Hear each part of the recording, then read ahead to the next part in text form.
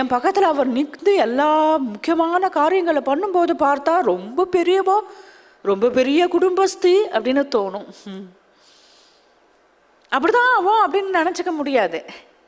நான் எல்லாத்தையும் ஒழிச்சுண்டு ஃப்ரீயாக லெஷராக உட்காந்துட்டு இருந்தேன் அப்படின்னு சொன்னால் அவள் என்கிட்ட வந்து அடிக்கிற லூட்டிக்கே அளவே இருக்காது. அப்படி விளையாடுவோம் என்கிட்ட குழந்த மாதிரி அப்படி இருப்போம். அந்த சீதை இப்பேற்பட்ட இந்த காட்டில் நான் பார்க்குறேன். குயில்கள்லாம் ஜோடியாக விளையாடுறது, கிளிகள் எல்லாம் ஜோடி ஜோடியாக கொஞ்சின்னு இருக்கு, மயில்கள் எல்லாம் ஜோடி ஜோடியாக தோகை விரித்து ஆடின்னு இருக்கு. இங்கே இருக்கக்கூடிய பசு பட்சிகள் எல்லாம் பார்க்கும்போது அந்த சீதை மட்டும் தனியாக அங்கே தவிப்பளே அப்படின்னு நினச்சி எனக்கு மனசு உருகிறது. ராமரை பார்த்தேலாம், நான் இப்படி கஷ்டப்படுறேனே, எனக்கு இப்படி துக்கம் நேர்ந்ததே அப்படின்னு சொல்லலை.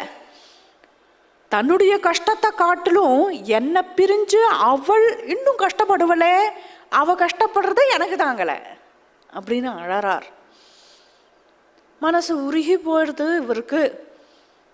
பக்கத்தில் நிற்கக்கூடிய லக்ஷ்மண சுவாமி சொன்னார், அண்ணா மனசை தேத்திக்கோங்கோ, இது போல் மனசை தளர விட்டள் அப்படின்னு சொன்னால் நம்மளால் எந்த காரியத்தையுமே சாதிக்க முடியாது. முதல்ல மனதில் தெளிவு இருக்கணும்.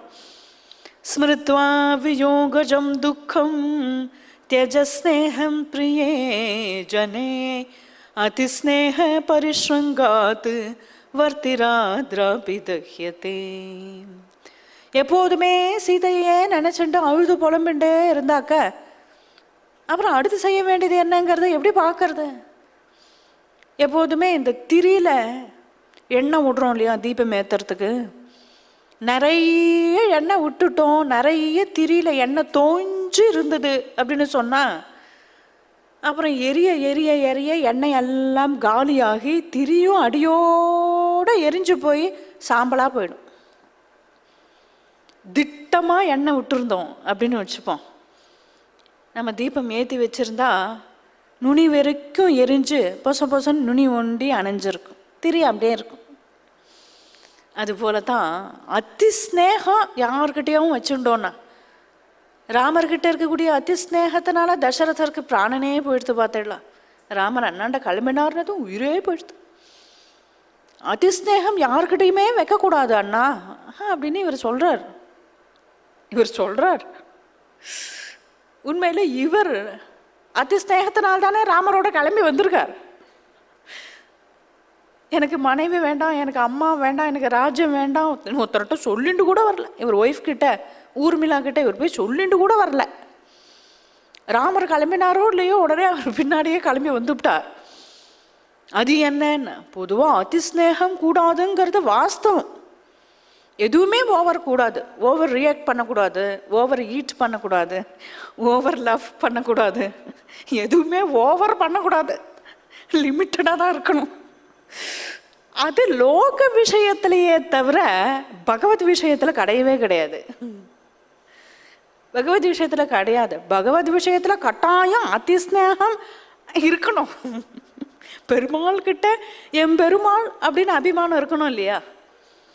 நம்ம ராமாயண புஸ்தகத்துக்கிட்டேயே ராமாயணம் அப்படின்னு ஸ்நேகம் இருக்கும். ராமர்கிட்ட இருக்கிறது அப்புறம் இருக்கட்டும், முதல்ல ராமநாம புக்கு எழுதுறோம்ல, ராமநாமம் எழுதுறோமே, நம்ம நோட்டை மட்டும் யாராவது எடுத்துட்டோம் உடனே நமக்கு மகா கோபம் வந்துடும். அது ஸ்நேகம் பகவான் இடத்துல வைக்கலாம், தவறு இல்லை. ஏன்னா அது தகும். ஒரு காலம் பகவான் நம்மளை ஏமாற்றவே மாட்டான் இல்லையா? பிற ஜனங்கள் அதுபோல கிடையாதே. இல்லை ஏமாத்தலை, ஆசையாகவே தான் இருக்கா அப்படின்னாலும் கூட எத்தனை நாளைக்கு ராமரே சொல்கிறார் இல்லையா? சர்வே க்ஷயாந்தா நிஷயாக பதனாந்தா சமுச்சிருதாக சம்யோகா விப்ரயோகாந்தாக மரணாந்தந்து ஜீவிதம் அப்படின்னு சொல்கிறாரு. அதனால எதுவுமே தாத்காலிகமான உலக வாழ்க்கை அப்படின்னு தீர்ந்து போயிடுச்சு. அதனால் ஒன்று சேர்ந்தவர்கள் எல்லாரும் ஒரு நாள் பிரிஞ்சு தான் ஆகணும், சேர்த்து வச்சது எல்லாம் ஒரு நாளுக்கு செலவழிஞ்சு தான் ஆகணும், மேலே ஏறினா கட்டாயம் இறங்கித்தான் ஆகணும், கீழே இருக்கிறவாலும் ஏறித்தான் ஆகணும். அது உலக இயற்கை அப்படின்னு ஆயிடுது. இதை சொன்ன உடனேயே ராமருக்கு கொஞ்சம் உற்சாகம் வருது. உற்சாகம்தான் ரொம்ப முக்கியங்கிறத தான் ரொம்ப அழகாக சொல்கிறார். உற்சாகோ பலவானார்ய நாஸ்தி உற்சாகாத் பரம் பலம் சோத்சாஹஸ்யாஸ்தி லோகேஸ்மின் ந கிஞ்சிதபி துர்லபம். ஏதோ ஒரு விஷயம் அதையே மறுபடியும் மறுபடியும் மறுபடியும் போட்டு மனசுக்குள்ள உழைச்சுண்டு கவலைப்பட்டுட்டே உட்காந்துட்டு இருந்தோம் அப்படின்னு சொன்னால் அதனால யாருக்கும் என்ன பிரயோஜனம்? நமக்கு தான் என்ன பிரயோஜனம்? ஏற்கனவே நடந்த விஷயங்கள் நடந்து முடிஞ்சு விடுது, விடையாத்த அதையே திருப்பி திருப்பி திருப்பி திங்க் பண்ணிண்டு அது ஆடுத்துன்னா அது ஆச்சு, அதோட அதை விடு, அடுத்தது என்னவோ அதை பாரு. இல்லை இனிமேல் நடக்க போகிறதோ எப்படி நடக்க போகிறதோ எப்படி நடக்க போகிறதோ அப்படின்னு அதை பற்றின கவலை. அப்போ ஏற்கனவே நடந்த விஷயங்களை பற்றி கவலை, இனிமேல் நடக்க போகிற விஷயங்களை பற்றி கவலை. அப்போ இப்போ நீ என்ன பண்ணுற?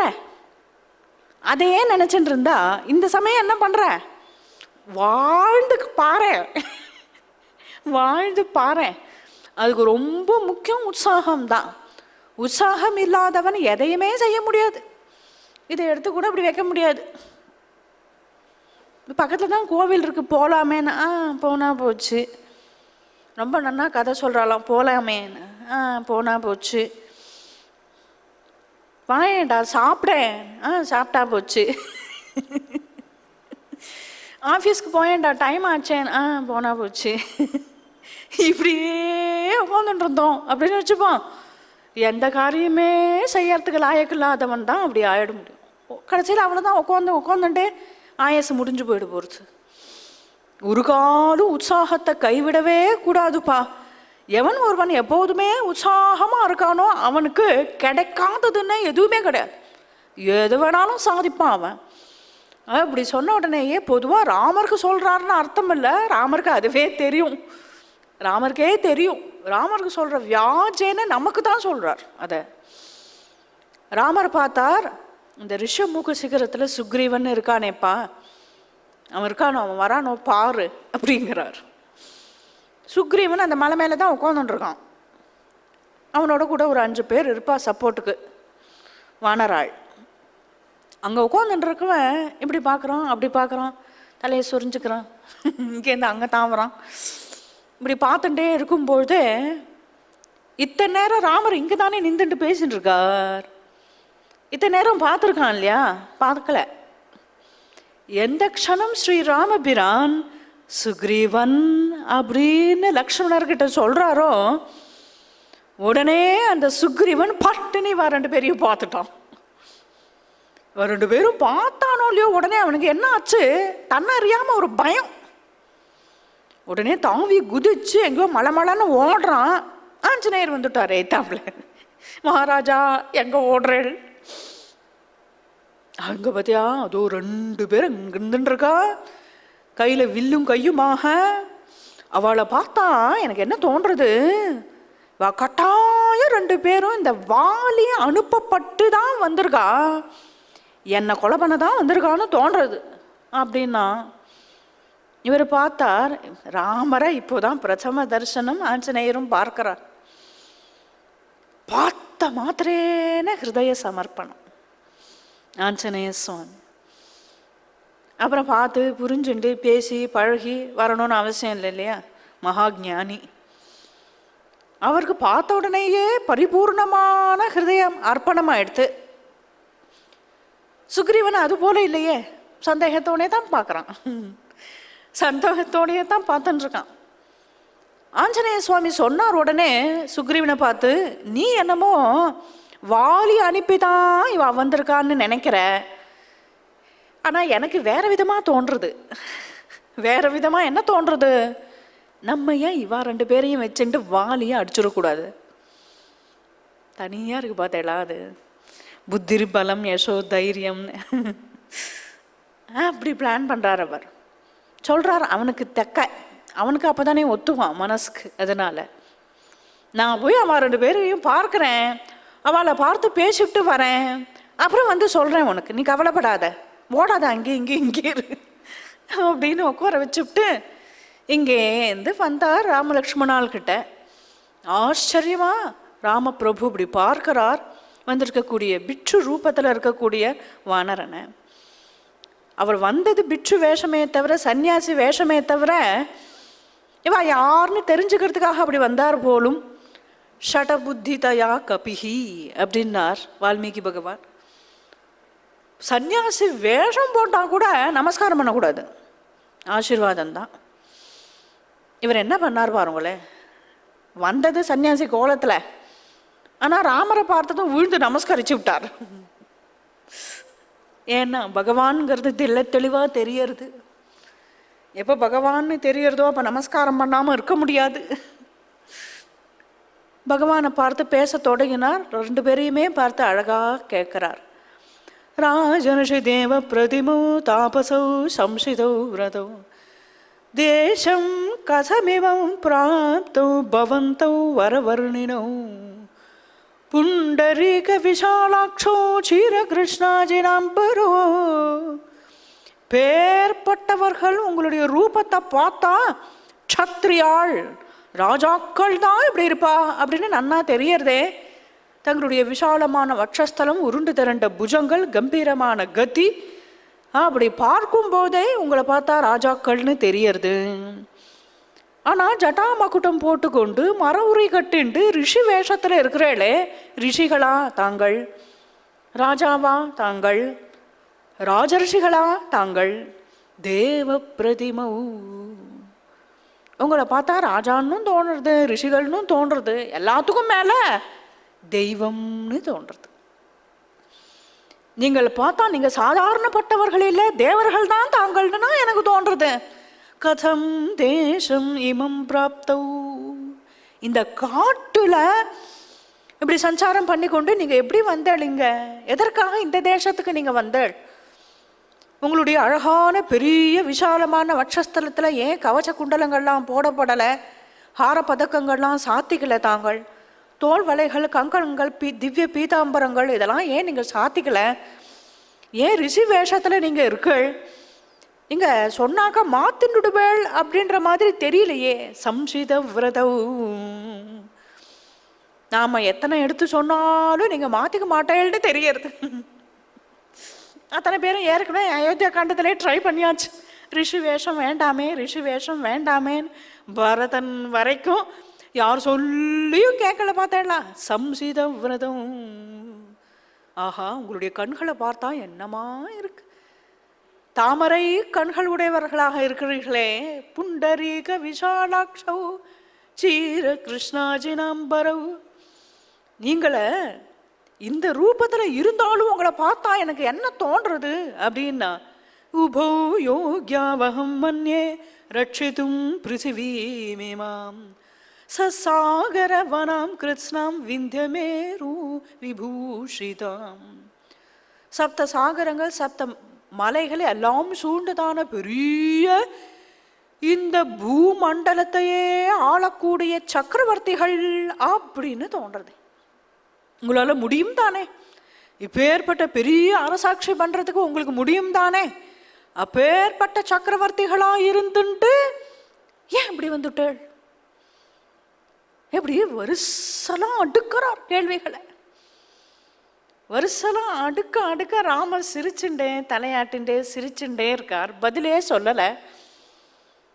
ஆஞ்சநேய சுவாமி பார்த்தார். ஏவம் மாம் பரிபாஷந்தம் கஸ்மாத்வை நாபிபாஷதா. ஏன் நான் இவ்வளோ கேட்குறேன், பதிலே சொல்லாமல் இருக்கே அப்படிங்கிறார். பதிலே சொல்றதுக்கு எங்கேயாவது கேப் விட்டாதானே? அவருக்கு ராமரை பார்த்ததும் ஏற்பட்ட ஒரு ஆனந்த பரவசம், அதில் அவர் மாட்டுக்கு கேள்வியா அடிக்கின்றே போறார். ராமர் தலையாட்டி தலையாட்டி ரசிச்சுட்டே இருக்கார். இவ்வளோ பேசுகிறேன், ஏதாவது பதில் சொல்லுங்களேன், உங்களை பற்றி ஏதாவது தெரிஞ்சுக்கணும்னு தோன்றது. ஏன்னா ராமர் வாக்காலேயே ராமரை பற்றி தெரிஞ்சுக்கணும் அப்படிங்கிற ஆசை இல்லையா? இப்படி கேட்ட உடனே ராமர் இப்படி திரும்பினார். லக்ஷ்மண சுவாமியை பார்த்தார். தம் அபியபாஷ சௌமித்ரே சுக்ரீவ சச்சிவம் கபிம் வாக்கியம் மதுரைர் வாக்கியை ஸ்நேகயுக்தம் அரிந்தமா. லக்ஷ்மணா, சுக்ரீவ சச்சிவனான இந்த கபி ஹனுமான், அவருக்கு பதில் சொல்லுப்பா நீ. தம் அபியபாஷ, என்ன பதில் சொல்லுன்னு சொல்றார் இவர் தானே பதில் சொல்லலாமே. ஒரு ராஜ தோரணை. பொதுவாக ராஜாக்கள் எல்லாம் யாராவது இது போல சபையில் வந்து கேட்குறா அப்படின்னு சொன்னால் தாங்களே பேச மாட்டா. தன்னை மந்திரிகள் யாராவது பார்த்து நீ பதில் சொல்லுப்பா அப்படின்னு சொல்லுவா. அதான் வழக்கம். அதுபோல சொல்கிறாரோன்னா, அதுபோலலாம் ராமர் வந்து அழட்டிக்க மாட்டார். அவர்கிட்ட அந்த மாதிரி ஆட்டிடியூடே கிடையாது. ஏன்னா ஒரு சூர்பனக்க வந்தால் கூட அவகிட்ட போய் உட்காந்துண்டு எங்கள் அப்பா தான் தசரதர் அப்படின்னு ஆரம்பித்து தன் கதையை தானே சொல்லக்கூடியவர். எந்த ஒரு அகம்பாவமே அவருக்கு கிடையாது. ரொம்ப ஈஸியாக பழகின்னு இருப்பார் எல்லாரிடத்துலையும் சகஜமாக. அதனால அதுவும் காரணமாக இருக்காது. இங்கே அவர் பேசுகிறத ராமர் கொண்டாடுறார். நான் ரிக்வேத வினீதஸ்ய நான் யஜுர்வேததாரிணா நான் சாமவேத விதுஷா சக்கியமேவம் பிரபாஷித்தும். இவர் சதுர்வேதமும் தெரிந்தவராக இருக்கணும்னு நினைக்கிறேன். ஏன்னா இவர் பேசும்போதே வாக்குல வேத பரிமளம்னா வீசுறது அப்படின்னா பேசுறார். இவர் பேர்பட்ட விஷயம் எல்லா சாஸ்திரங்களும் எல்லாம் தெரிந்தவராக இருக்கார். நூனம் வியாக்கரணம் கிருத்ஸ்னம் அனேன பகுதா ஸ்ருதம், எங்கேயுமே பிழையே இல்லை. பகுவியாஹரதானேன ந கிஞ்சித் அபசப்திதம். ஏதாவது பேசுகிறேன் அப்படின்னு ஆரம்பிச்சுட்டு டாபிக் என்னமோ போட்டிருந்தது, இவ என்னமோ சொல்லிட்டு இருந்தா அப்படின்னு இல்லாமல் வேற யாரும் சொல்லவும் இல்லை. எப்போதுமே நிறைய பேசும்போது ஒரு 2 தவறு நேர்ந்துடும். அதுபோல் ஒரு 2 தவறு கூட தப்பி தவறி கூட நேரலை. ந கிஞ்சிது அபசப்திதம், அபசப்தமே இல்லை. ரொம்ப மங்களகரமான சொற்களே தான் உபயோகப்படுத்துகிறார். ரொம்ப நன்னாகவே தான் பேசுகிறார். அதுவும் என்னென்ன வர்த்ததே மத்தியமேஸ்வரே, ரொம்ப மெதுவாக பொறுத்தியார் பக்கத்தில் உட்காந்துருக்குறார், காதிலே விழாமல். சில பேர் மெல்லமாக பேசுவா இல்லையா, என்ன அப்படின்னு கேட்கும்படியா, அந்த மாதிரியும் இல்லை. சில பேருடைய சொற்பொழிவுலாம் இருக்கும். எப்படி இருக்கும்னா, வரும்பொழுதே கோட்டை கிட்டி அப்படின்னு போட்டு வந்துடுவார் டைட்டில். அவன் வந்து பிரவச்சனம் பண்ணிட்டு போயாச்சு அப்படின்னு சொன்னால் கட்டடங்கள்லாம் அப்புறம் இந்த ஃபால்ஸ் சீலிங்லாம் மறுபடியும் பண்ணியாகணும். எல்லாம் இடிஞ்சு விழுந்துரும். அந்த அளவுக்கு பேசுவான்.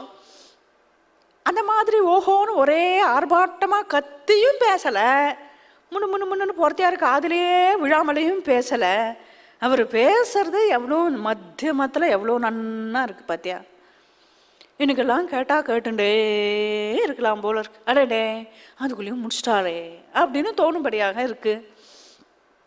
அம்மட்டிலும் இல்லை, சில பேர் நிறைய விஷயம் பேசணும் அப்படின்னு நினச்சிட்டு கட்டுக்கிட்டு ஃபாஸ்ட்டாக அடிச்சு தள்ளின்னு போவான். கடைசியில் என்னென்ன ஒன்றுமே புரியாது. சில பேர் இன்று நாம் அனைவரும் இப்போது இங்கு கூடி இருப்பது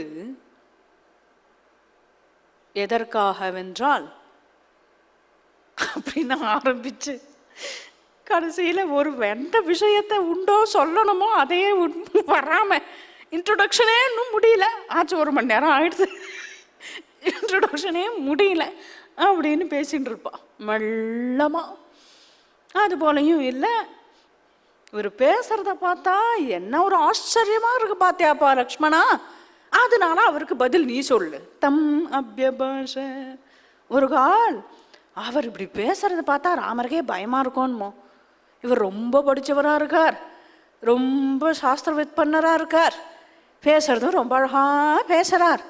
இவருக்கு போய் நம்ம பதில் சொல்கிறேன்னு கிளம்பிட்டு நம்ம ஏதாவது தவறு பண்ணிட்டோன்னா அசிங்கமாயிட்டு போகிறதே தனக்கு அப்படின்னு நினச்சிட்டு ராமர் லக்ஷ்மணா நீ பதில் சொல்லுப்பா அப்படின்றாரோன்னு. ராமருக்கு அந்த பயமா? சாட்சாத் ப்ரஹஸ்பதியே வாசஸ்பதியே ஆனாலும் சொக்க சொக்கி போகும்படியான அப்பேற்பட்ட ஒரு பிரதிபை, அப்பேற்பட்ட ஒரு வாக்விலாசம் உடையவராச்சே ஸ்ரீராமர். அவரா பேச பயப்படுவார்? அதுவும் ரீசன் இல்லை. ஓகே, தென் எதுக்காக தான் பதில் சொல்லாமல் அவரை சொல்றார் அப்படின்னா, அவர் பேசும்போதே இவரை பார்த்து கேட்கும்போதே என்ன கேட்டுவிட்டார்னா, நீங்கள் சாட்சாத் பரபிரம்மம் தானே தாங்கள், பகவானாக இருந்துட்டு இப்படி வந்திருக்கே எதற்காக? சாந்தோக்கிய உபனிஷத் பிரதிபாத்தியமான புண்டரீகாட்சன் தாங்கள் தானே அப்படின்னு கேட்டுவிட்டார். பெருமாள் தானே நீங்கள்னு கேட்டுவிட்டார். கேட்டவுடனே ஆமாம் நான் தான் பெருமாள் அப்படின்னு சொல்லி பழக்கம் இல்லை இந்த அவதாரத்தில். நரன் நரன் நரன்னே தான் அவளும் பேசின்னு இருப்பா, பேசுகிறவாள்லாம். இவரும் ஆத்மானும் மானுஷம் மன்னே ராமம் தசரதாத்மஜம், நான் மனுஷ பிள்ளை தானேப்பா அப்படின்னு சொல்லிப்பார்.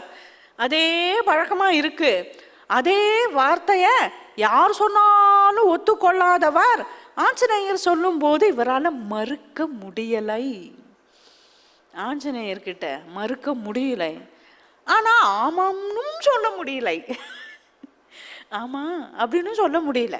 அதனால தமபியபாஷ சௌமித்ரே சுக்ரீவ சச்சிவம் கபிம், நீ பேசுப்பா, நீ பதில் சொல்லு அப்படின்னார். என்ன பதில்னா, ஆமான்னு சொல்லு, ஆமாம்னு நீ சொல்லு. ஆமான்னு அவர் சொல்ல மாட்டாராம். பக்தாளுக்குள்ள பக்தாள் பேசிண்டா பரவாயில்லையா, பக்தாளுக்குள்ள பக்தாள் பேசிண்டாக்க பரவாயில்ல, ஆனால் தான் சொல்ல மாட்டாராம். உண்மையில் லக்ஷ்மண சுவாமியும் நம்ம அண்ணாவை பற்றி பேசுறதுக்கு மனசார யாராவது கிடைப்பாளா, ஐயோ யார்கிட்டையாவது பேசிண்டா தேவலையே அப்படின்னு ஆரம்பித்து அவரோ கதறின்னு இருக்கார். எதிர்பார்த்து காத்துன்னு இருக்கும்போது இப்படி இவர் கிடைச்சதும் ஆஞ்சநேயரையும் லக்ஷ்மணரையும் கோத்து விட்டார் இவர். நீங்கள் ஒருத்தருக்கு ஒருத்தர் பேசிக்கோங்கப்பா, நீங்கள் 2 பேரும் பேசிக்கோங்க அப்படின்னு அதை பார்த்து சந்தோஷப்படுறாராம். தம் அபியபாஷ சௌமித்ரே சுக்ரீவ சச்சிவம் கபிம். சரி, அண்ணா சொன்னாரே இவர் ரொம்ப படிச்சுட்டார், அப்பேற்பட்ட சாஸ்திரஜர் அப்படின்னு சொல்லியிருக்காரே அண்ணா. எப்போ ரொம்ப படிச்சிருக்காரோ அப்போ டெஸ்ட் உண்டு இல்லையா, பரீட்சை உண்டே, படித்தாலே பரீட்சை உண்டே. எல்லா சாஸ்திரங்களும் படித்ததுக்கு ஒரே ஒரு பிரயோஜனம், நம்ம அண்ணாவை புரிஞ்சுக்கிறது.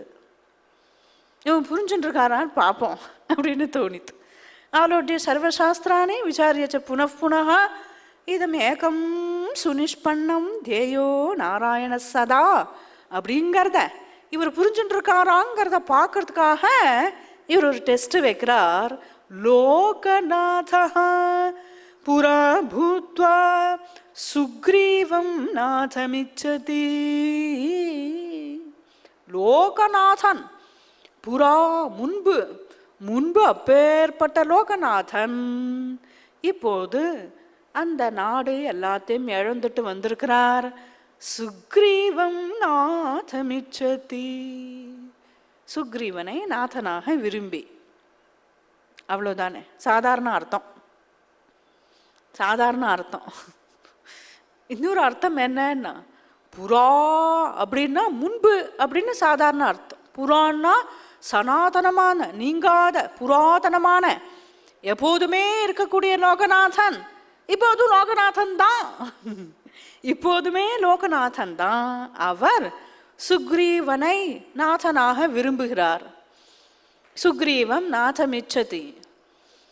இந்த சம்ஸ்கிருதம் அப்படின்னு எடுத்துட்டாலும் அதில் சென்டென்ஸ் பூர்த்தி ஆகலை, தமிழ் அப்படின்னு எடுத்துட்டாலும் பூர்த்தி ஆகலை. சுக்ரீவனை நாதம், நாதனாக டேஷ் விரும்புகிறார். சுக்ரீவனை நாதனாக அடைய விரும்புகிறாரா, செய்ய விரும்புகிறாரா? Choose the correct answer. இதை நீ சூஸ் பண்ண ஒழுங்கா அப்படின்னு விட்டுட்டார் பிளாங்கா லக்ஷ்மண சுவாமி. இப்படி கேட்ட உடனேயே ஒரு காலம் வந்திருந்த அந்த வானரார் ஆஞ்சநேய சுவாமி, அவர் எங்க ராஜா பேர்பட்டவர், அபயம் கொடுத்துருவார் அவர், வாங்கோ உங்களோட அழிஷன் போறேன்னு சொல்லியிருந்தான்னு வச்சுப்போ. ராம அண்ணா சொன்னா அவ்வளோ சாஸ்திரம் வெத் பண்ணறா, இவர் இருக்கிறதே வேஸ்ட்டு, அவர் புரிஞ்சுட்டு இருக்காரா அப்படிங்கிறத தான் இவர் பார்க்குறார். ஆஞ்சநேயருக்கா டெஸ்ட்டு ஆஞ்சநேயருக்கு யாராவது எக்ஸாமில் பாஸ் ஆகணும்னாலே ஆஞ்சநேயர் கோவிலை சுற்றிட்டு தான் பாஸ் ஆகிட்டு இருக்கா.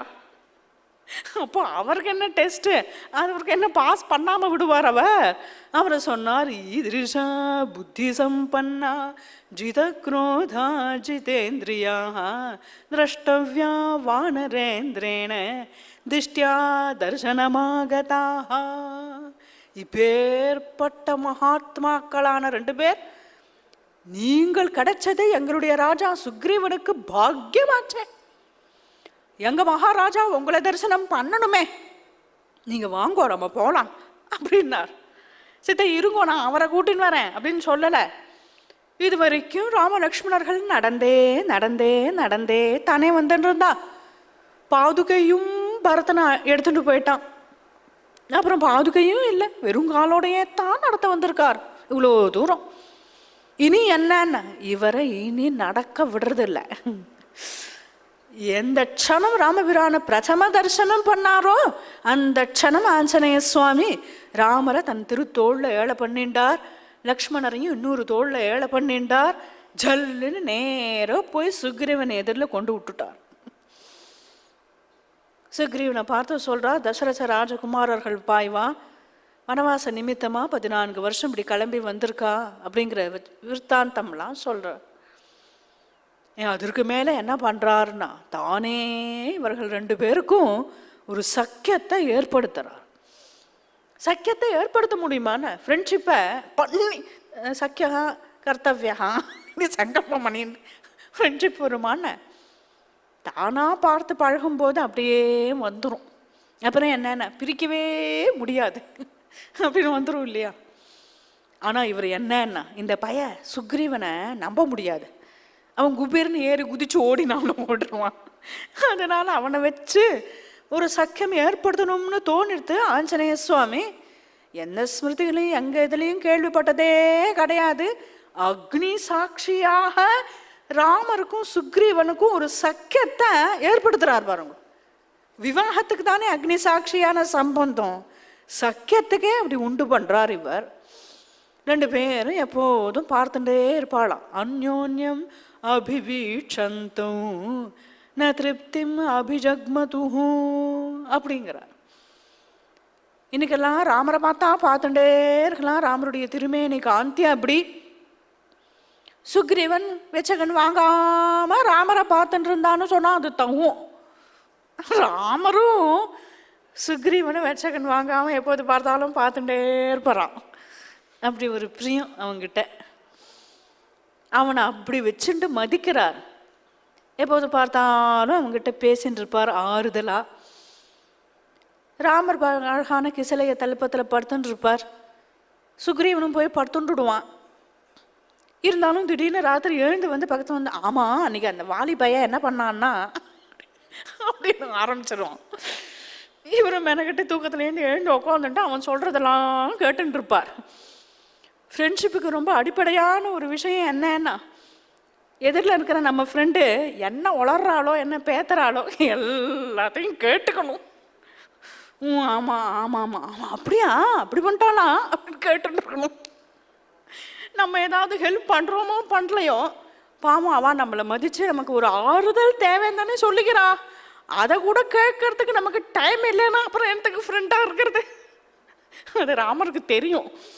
அதனால இந்த அப்பப்போ என்னென்னலாம் வந்து இவன் கதை சொல்கிறானோ அது எல்லாம் பொறுமையாக உட்காந்துட்டு கேட்டுருப்பாரான் ஸ்ரீராமர்.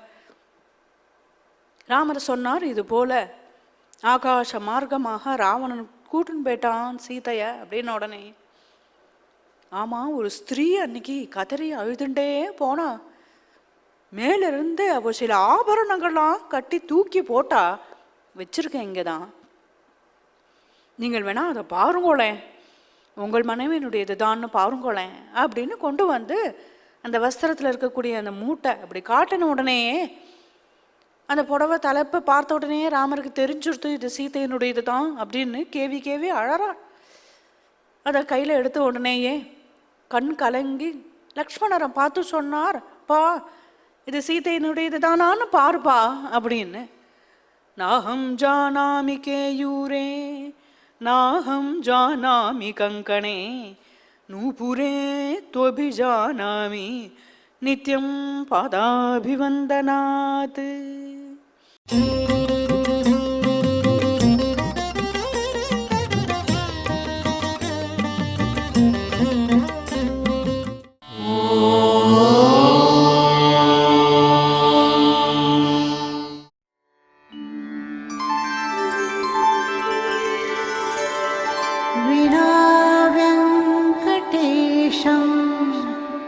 ननाथो ननाथः सदा वेङ्कटेशं स्मरामि स्मरामि.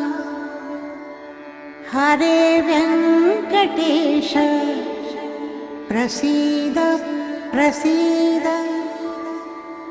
प्रियं वेङ्कटेश प्रयच्छ प्रयच्छ.